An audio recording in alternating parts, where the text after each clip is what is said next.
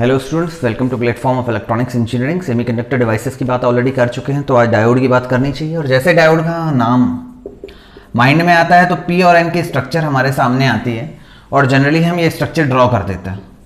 ये हमारा पी था और ये हमारा एन था और बीच में हम डिप्लेशन लेयर क्रिएट कर देते हैं। This is the common structure that we use and that happens in our mind. और जो आप बुक्स ओपन करते हो तो वो भी ऐसे एक स्ट्रक्चर मिलती है। लेकिन आज मैं आपको यहां से शुरू नहीं करूंगा आपको, क्योंकि मुझे अगर बेसिक समझना है कि कैसे ये स्ट्रक्चर फॉर्म हुई है तो मुझे समझना पड़ेगा पी और एन को मिलाने के बाद what is happening actually step by step. तो अभी मैं सिर्फ आपको एन का स्ट्रक्चर ड्रॉ कर रहा हूं यहां पर आपके सामने। ये मेरा एन टाइप है और आपको भी पता है जब एन टाइप बनता है जब हम फास्फोरस के एलिमेंट मिला देते हैं। जब आप फास्फोरस के एलिमेंट मिलाओगे तो यहां पर क्या होगा, बहुत सारे पॉजिटिव आपको आयंस मिलेंगे और बहुत सारे आपको इलेक्ट्रॉन्स मिलेंगे। दिस इज हैपनिंग एक्चुअली, यही हमारे साथ होता है। तो इस तरह की एक कॉमन स्ट्रक्चर हमारे पास बन जाती है पॉजिटिव आयंस की और इलेक्ट्रॉन्स की। मैं आपको सिर्फ एक प्रेजेंटेशन बता रहा हूं, जो प्रेजेंटेशन हमारे पास होता है, जो हमने लास्ट क्लास में भी पढ़ा है। तो इसके एन के अंदर क्या होगा, इलेक्ट्रॉन्स होंगे और पॉजिटिव आयंस होंगे। अब क्या किया मैंने, पी के स्ट्रक्चर को इसमें ऐड कर दिया। कैसे ऐड किया मैंने ये मेरा पी था और मैंने इसको इस तरह से जाके ऐड कर दिया। बिकॉज क्यों ऐड किया, क्योंकि मैं डायोड को फॉर्म करना चाहता हूं, मैं बनाना चाहता हूं डायोड को। तो ये आपकी पी की स्ट्रक्चर है।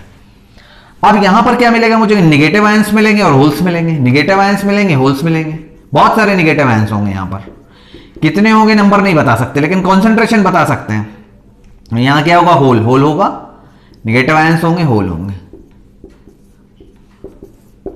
तो ये तो एक कॉमन स्ट्रक्चर होगी जब मैं पी और एन को मिक्स करूंगा दोनों को। अब इसके बाद अगर आप मुझसे पूछेंगे कि इसमें नंबर ऑफ पॉजिटिव आयंस कितने हैं, तो मैं आपसे पूछूंगा कि आपने जब इसको एन टाइप को बनाया था, जब आपने फास्फोरस मिक्स किया था, तब आपने इसकी कॉन्सेंट्रेशन क्या रखी थी, एन डी। एन क्या है, नंबर है, डी क्या है, डोनर। बिकॉज फास्फोरस क्या है, डोनर एलिमेंट है। तो मैं कहूंगा जो एन डी की वैल्यू थी वही नंबर ऑफ आयंस यहां पर अवेलेबल होंगे। आप पूछोगे पी के अंदर नेगेटिव आयंस कितने हैं, मैं बोलूंगा एन ए। एन क्या है, नंबर है, ए क्या है, एक्सेप्टर। एक्सेप्टर क्या होता है, एलिमेंट टाइप। जैसे एल्यूमिनियम का एग्जांपल मैंने आपको लिया था, that is the acceptor element. N A की जो वैल्यू होगी वही एन नंबर ऑफ यहां पर होल्स होंगे और वही एन नंबर ऑफ यहां पर नेगेटिव आयंस होंगे। बट ये नेसेसरी तो नहीं है कि N A equal to N D हो। तो ये डिपेंड किस पे करेगा, मैन्युफैक्चर पे करेगा। जो फैब्रिकेट कर रहा है वो किस टाइप का पीएन जंक्शन बनाना चाहता है, वो यहां ज्यादा कॉन्सेंट्रेशन रखना चाहता है तो वो एनडी की वैल्यू बढ़ा सकता है। ये कंप्लीट फ्रीडम होती है उसके पास। तो ये बात तो हो गई मेरे पॉजिटिव और नेगेटिव नंबर आयंस की। अब अगली बात आती है कि जब आपने पी और एन जोड़ दिया तो सबसे पहला स्टेप क्या होगा, स्टेप नंबर 1। तो मैं बोलूंगा जी जो आपका स्टेप नंबर 1 है that is called convection.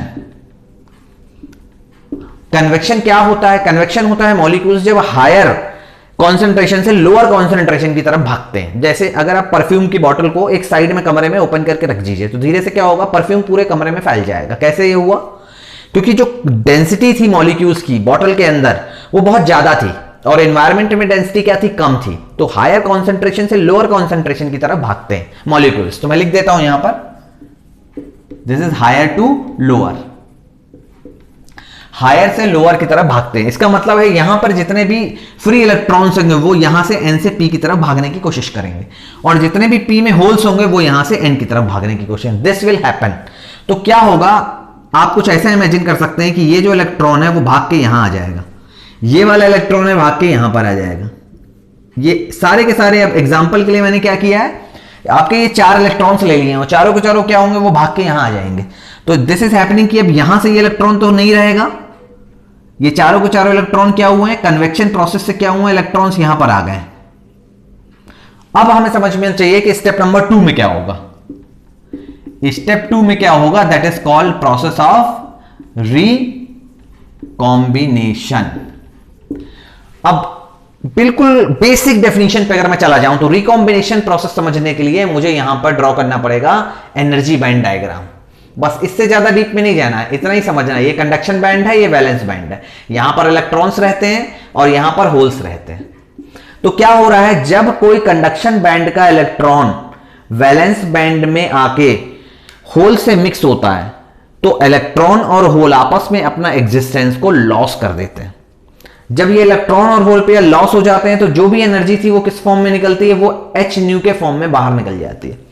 But अभी इसका डिस्कशन तो नहीं करेंगे क्योंकि उसके लिए तो मुझे फिजिक्स के अंदर जाना पड़ेगा, जो इस वाले पीएन जंक्शन का पार्ट नहीं है। लेकिन आपको पता चलना चाहिए कि कन्वेक्शन के बाद रिकॉम्बिनेशन होता है। रिकॉम्बिनेशन से इलेक्ट्रॉन और होल पेयर जब यहां चले जाएंगे तो ना तो यहां इलेक्ट्रॉन बचेगा और ना यहां होल बचेगा, ये दोनों क्या होंगे, अपने एग्जिस्टेंस को लॉस कर देंगे।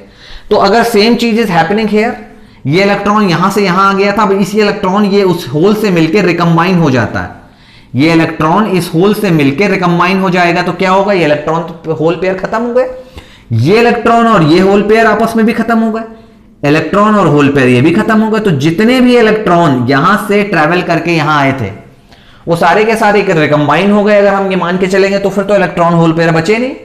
जब इलेक्ट्रॉन होल पेयर नहीं बचे तो क्या बचा, सिर्फ पॉजिटिव आयंस बचे और नेगेटिव आयंस बचे। तो फिर क्या करते हैं, हम एक इमेजिनरी लाइन खींच लेते हैं जो बुक्स में खींची हुई है। लेकिन क्या डिवाइस के अंदर कोई लाइन होती है, कोई लाइन नहीं है वहां पर, लेकिन बुक्स में हमें ये लाइन जरूर मिलती है। और हम क्या बोलते हैं, ये जो पूरी की पूरी हमारी विड्थ है, ये पॉजिटिव और नेगेटिव की, इसी को टोटल क्या बोलने लगते हैं हम, डिप्लीशन लेयर बोलने लगते हैं। तो अगर मैं स्टेप नंबर 3 यहां पे लिखूं थ्योरी पॉइंट ऑफ व्यू से, तो क्या लिखना चाहिए मुझे, फॉर्मेशन ऑफ डिप्लीशन लेयर। तो पी और एन जंक्शन मिलाने के बाद ये आपकी जो डिप्लीशन लेयर बनती है वो इन 3 स्टेप से होके गुजरना पड़ता है आपको, तब जाके आपकी ये डिप्लीशन लेयर बनती है। इतना कॉन्सेप्ट एक अच्छे स्टूडेंट को पता होना चाहिए अगर वो इलेक्ट्रॉनिक्स इंजीनियरिंग में फर्दर ट्रांजिस्टर्स या आने वाले सिलेबस को डिटेल में समझना चाहता है, और इससे ज्यादा समझने की भी जरूरत नहीं है। अब यहां पर कुछ क्वेश्चंस आते हैं। पहला क्वेश्चन ये आता है, आप मुझसे पूछ सकते हो कि सर ये जो डिप्लीशन लेयर के अंदर ये नंबर ऑफ आयंस हैं और ये नंबर ऑफ नेगेटिव आयंस है, क्या ये बराबर होते हैं? तो मेरा आंसर होगा कि आपने पूछा है इनसाइड द डिप्लीशन लेयर।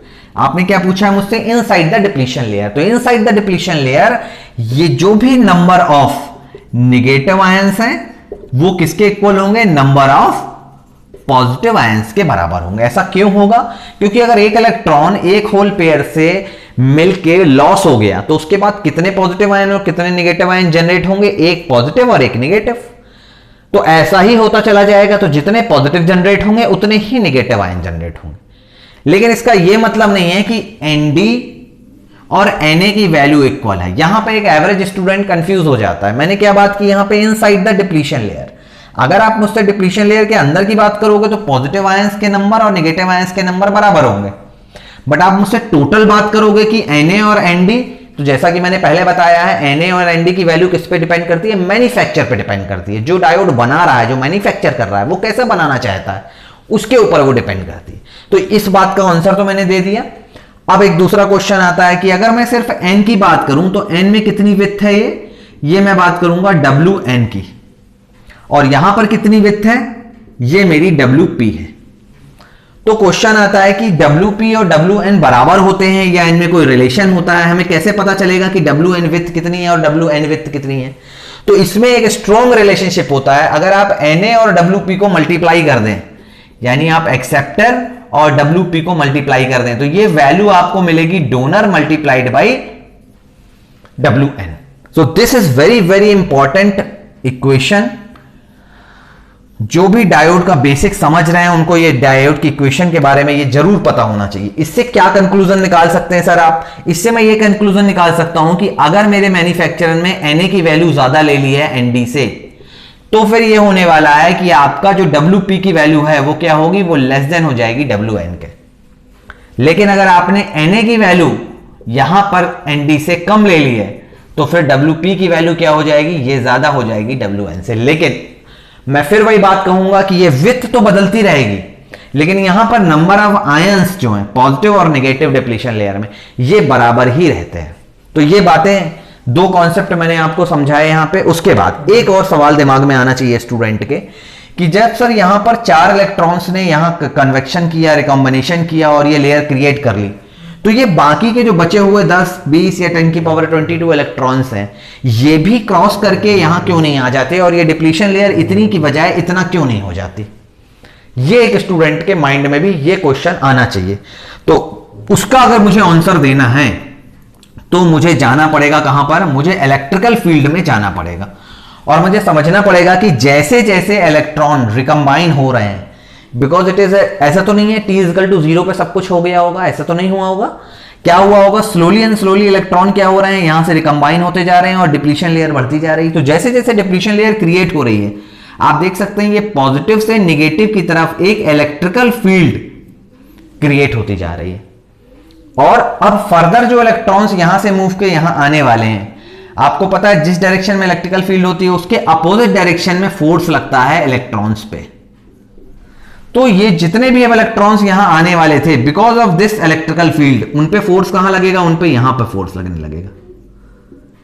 इसलिए क्या होगा, आपके जितने भी फर्दर इलेक्ट्रॉन्स हैं वो इस डिप्लीशन लेयर को क्रॉस करके एन से पी जंक्शन में नहीं आ पाएंगे। इसलिए डिप्लीशन लेयर बीच में एक थिक या थिन लेयर होती है, यहां से यहां तक की क्रिएट नहीं होती। This is answer of your last question. उसके बाद ये पूरी की पूरी जो अभी मैंने एनालिसिस बताई है आपको, अगर मैं थोड़ा सा और डिटेल में चला जाऊं तो यहां पे मैं भी ये भी लिख सकता हूं, this is whole analysis I explained here at no bias. ये नो बायसिंग क्यों है, बिकॉज स्टूडेंट के माइंड में आ सकता है कि सर ये फॉरवर्ड बायस है या रिवर्स बायस है। तो ना तो ये फॉरवर्ड बायस है ना ये रिवर्स बायस है। अभी मैंने बस इतना किया है कि एन को पी से जोड़ दिया है, उसके बाद अपना डायोड को मैन्युफैक्चर किया है, और डायोड मैन्युफैक्चर होने के बाद आपको डिप्लीशन लेयर, आयंस और उसकी विथ, ये 3-4 कॉन्सेप्ट बताए हैं, लेकिन नो बायसिंग कंडीशन पर बताए हैं। नो बायसिंग कंडीशन पे आपने कोई भी इलेक्ट्रिकल फील्ड या कोई भी वोल्टेज प्रोवाइड नहीं किया। ये जो इंटरनल, इसको मुझे लिखना चाहिए, ई इलेक्ट्रिकल फील्ड क्या है, ये इंटरनल है।